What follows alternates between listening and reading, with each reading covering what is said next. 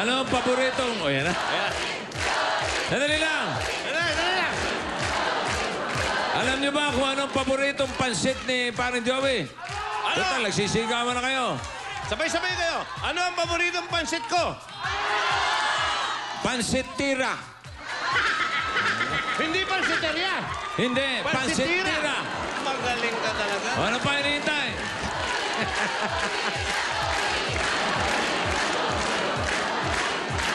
Okay. Nakaisip na naman, oh. Eto na.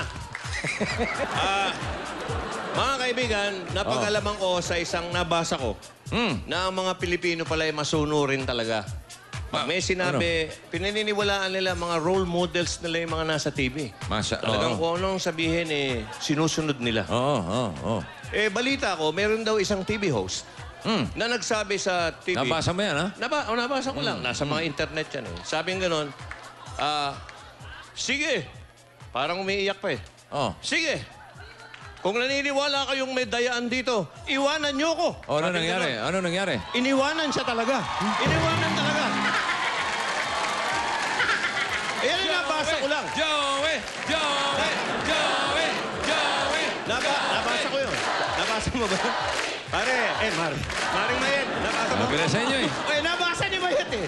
Nabasa mo rin ba yun? Sige, thank you, Mayet.